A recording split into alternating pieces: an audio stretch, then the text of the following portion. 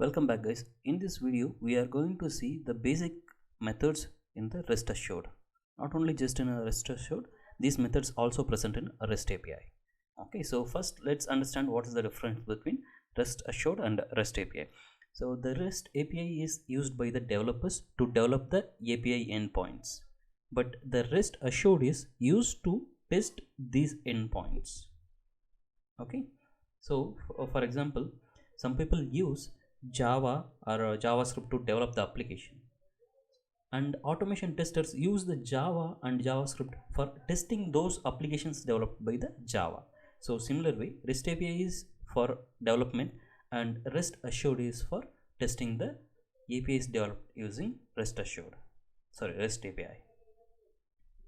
Okay, so there are basic four commands. One is get, the second put, third post, and the fourth one delete, and there is a fifth one patch.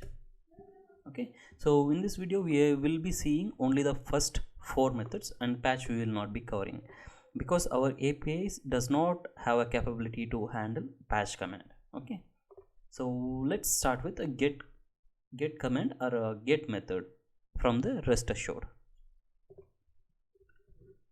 So get command is nothing but whenever you open a browser, you open any website, for example google.com.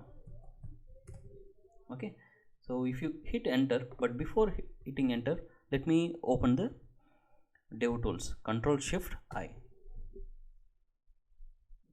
So in the DevTools you can go to network. Okay, the moment if you hit the enter in the URL, you will see multiple things are coming. Okay, so everything is nothing but everything goes to a server and fetches the data back.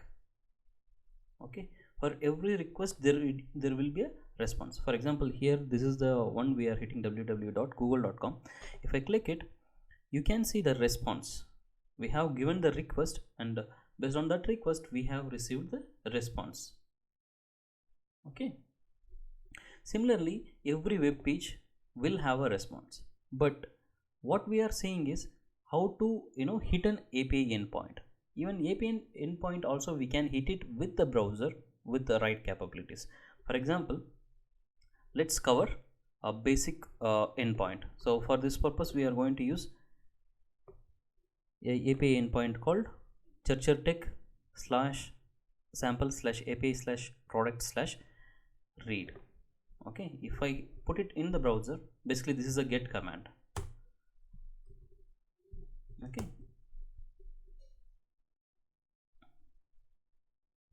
Okay, now again hit it because previously we have not opened. So here one request have passed, and if you click that request we can see the same records in the response. Okay, in the headers we will get all the different details, like what is the method that we have passed. We have passed the get method, and what is the status code that we are receiving from the server. It is 200, which means that it is okay. Okay means like it is worked fine, and the request URL and the remaining details as well. Okay, so these are the details we get it, and in the browser itself we can see all the details for the get method. So whenever you think of a get method, you can use it with the plain browser itself. Okay, so now let's do the same automation using the REST assured. I'm going to open Eclipse. For this thing we have already installed REST assured and JUnit.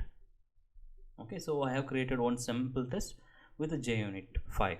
Okay, so now I have to import the REST assured class because the basic commands all are present in the REST assured class as a static methods. Okay, REST assured dot, I have to go with given when then format. So given, so do I have any parameters to add? No, I do not have any parameters. So then what I would say is given when I hit what I hit, when I hit a get. So here I'm going to hit a get. So what is the get value? Basically we are using this particular URL as the endpoint. So for the get method we have to provide the URL. Okay, so once I get what I what I want to do. So for a moment's sake, I'm going to print it into the console. Okay, so I'm going to use a pretty print. It comes in a JSON format, so it will be good if we are using pretty print.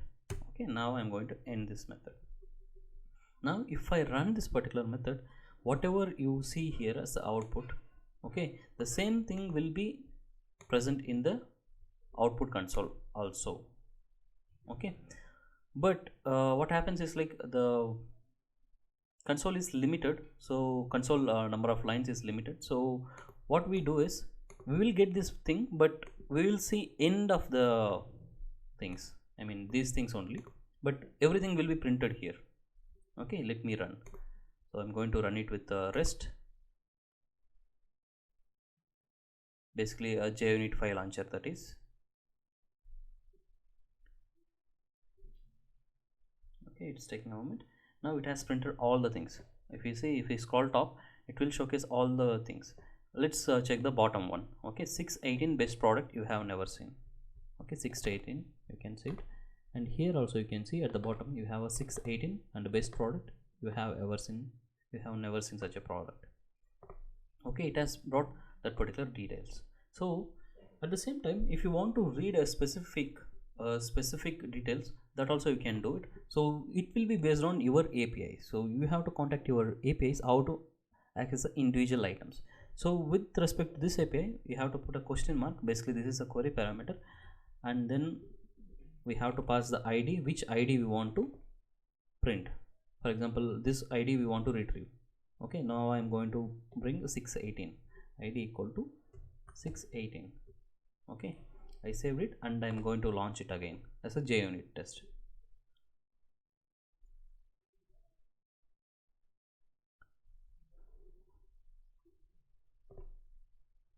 If you see here, we got the 618 product, best product you have never seen such a product.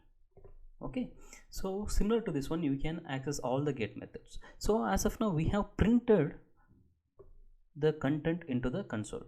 Sometimes we might need to test whether it is giving the right status code or right message. For that we will be using status code. Okay, so but before that, so first let's start. Given there is nothing we are preparing, and then after given, when we hit the URL we get the output. Then what we need to do, so for that we have to use a then keyword, and then we have to write the verifying statements or checkpoints. So here I am going to check status code as 200, whether it is giving 200 or not. If it is 200, the test will pass, otherwise test will fail. Okay, let me run. So it's executing.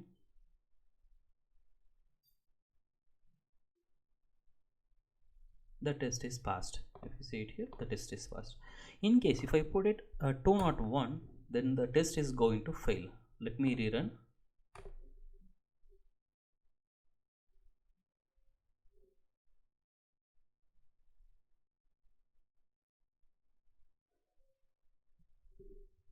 Okay, so if you see here, you can see that error message, expected status code 201 but received 200. Here we are expecting 201 status code, but what the server is returned is 200. Okay, so the test is failed. Okay, so basically the get method used to retrieve the data from the server. Whenever you are using a get method, it will not make any changes in the server. Okay, it will just fetch the data from the server. That's all with the get method. So now let's move on to put method. Okay, so here almost is similar to the get method. Put method is also almost similar to the put method when we are writing, but with respect to REST assured and REST API, the put method normally creates a resource in the server. Okay, it will create a resource in the server. So basically it will make a change in the server or in the database. Okay, so in few places you might see that put method is for updating the resources, but in fact the put method is used for creating the resources, not for updating the resources. Okay, so the code is going to be simple, the same.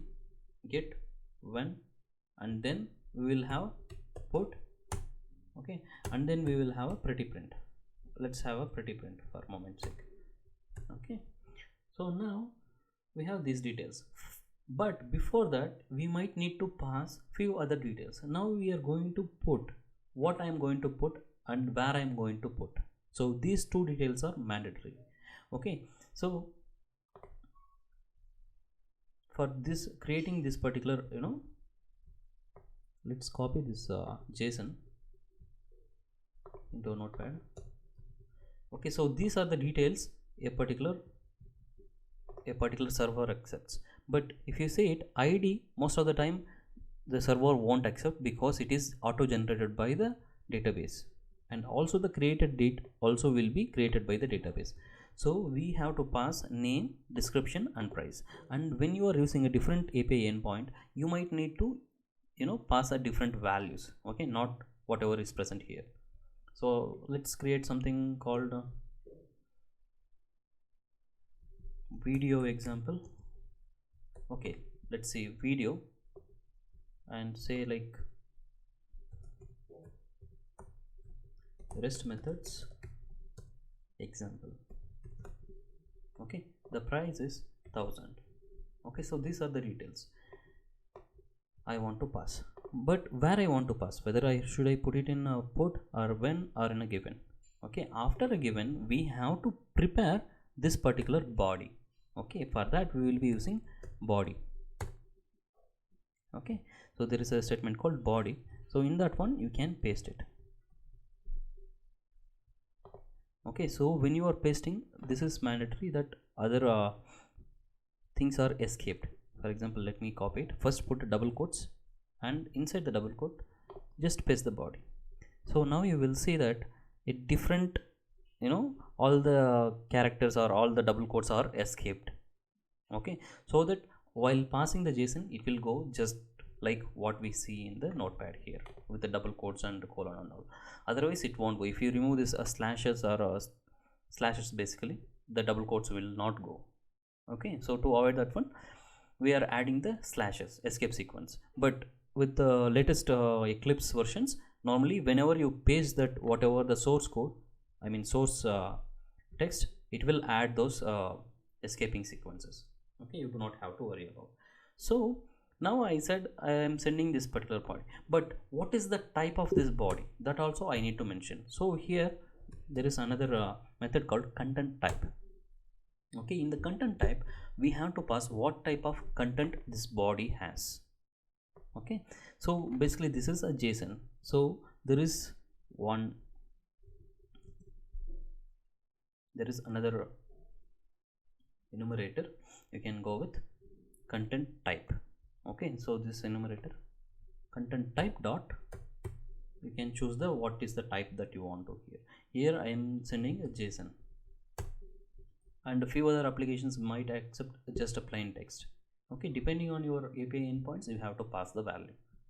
So here I am passing JSON, and when, okay, so after the given content I'm going to put this particular values. So where I want to put it, so now I know what I should put it, but where I want to put it, so for that you have to use a API endpoint only. So here we are using the read, but the read is sometimes a single endpoint will accept all the methods. Okay, like put method, get method and delete and post methods, but sometimes it won't accept. With respect to our API, it won't accept the put method. Okay, so there is another endpoint called create. Okay, so /sample/API/product/create. Okay, so this particular endpoint will create an resource in the server. Okay, for example, now we have this thing, and if you go to the top, let's drag me to the top. So here you do not see that, you see that 2410 and name, description are empty, price is 0. Okay, now if I pass this value, it should create a resource here in the top. Okay, so let me run this one. Let me save first and run. Okay, so here again I'm using a JUnit launcher only.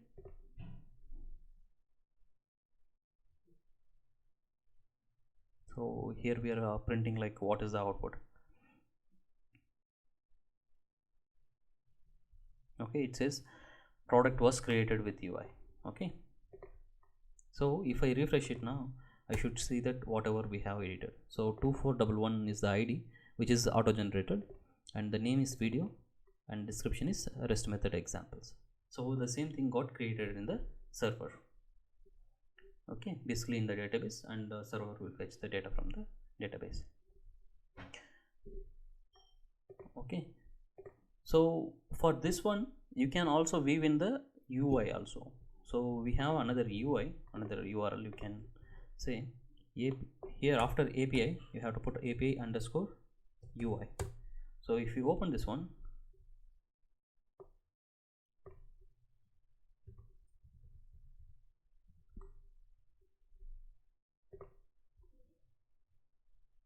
okay, sample API hyphen UI, not underscore.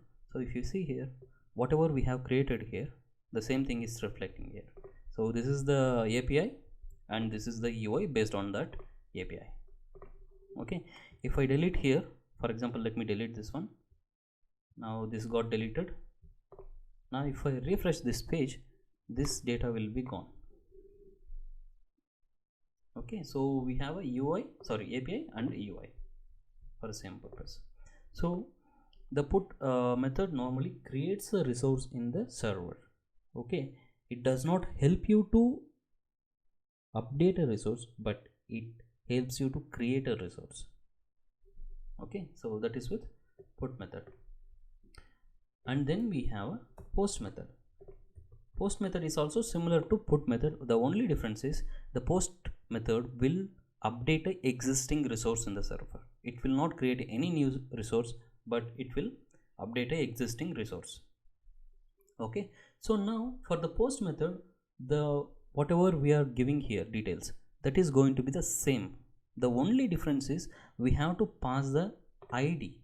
Okay, for example here, okay, let me bring it back. So I'll copy this things, but now let's go back to the original what we had. Okay, so whenever we are using a post method, it will accept the ID as well, because based on ID only we are going to tell the server which resource it should update. So we are telling that 618 it should update. Okay, for example, we are not going to update 618, so let's update 2410. Okay, here I am going to update like version 2, and you can say here also version 2. Okay, now I'm going to copy the body and paste it in the place of body here. Okay, I'll delete it and I'll paste it. And similarly we have to have a post method, not a put method. Okay, so I'm going to say the post method. Okay, as I was telling, the API endpoint could be the same one or could be a different one. For our API endpoint, it is different. It is update. Okay, so churcher.tech/sample/API/product/update. So this is our endpoint. Okay, so now if I run, it should update the detail. So it will update here as well and here as well, 2410. And when you are running, the IDs may be different, because every day different people are updating the IDs. So you may see the different IDs. So first you have to visit a particular basically that resources, and you have to check whether it is present or not. If it is not present, then you cannot update. If it is present, then only you can update using the post method. Okay, so now let's run it. Run with West launcher, basically, which is JUnit launcher.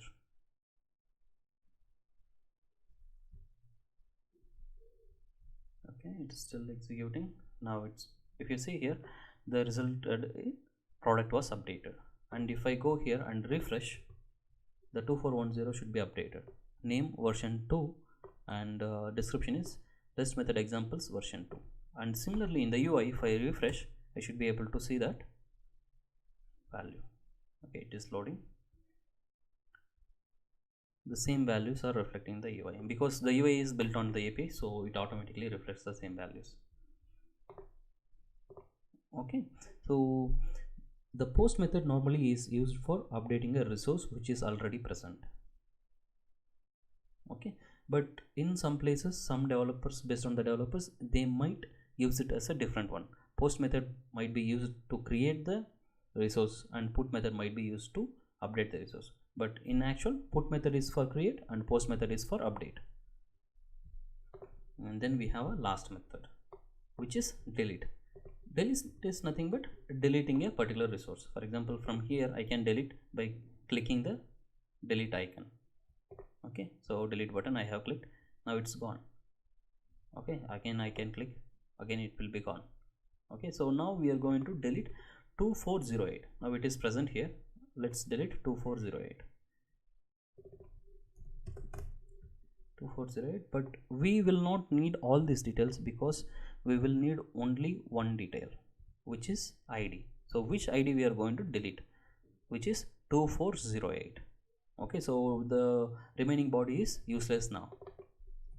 So change the method to delete here, and now if I run this, it is going to delete a entity from the resources. Okay, so even in here, if you see the top one, 2408, okay, it will be deleted now. If I run this particular code, let me run it. So it's running. You can see the blue arrow here, which means it's running, and it says product deleted successfully. Okay, now let's go to the API and see. Now the 2408 is present. If I refresh, it will be gone. Okay, it is there. Let's refresh here.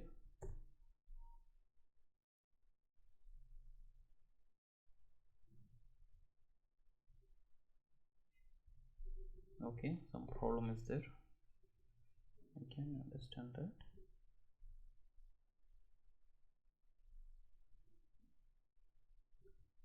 Fine, let me check with some other detail. 2405, let's say 2405, it should delete it.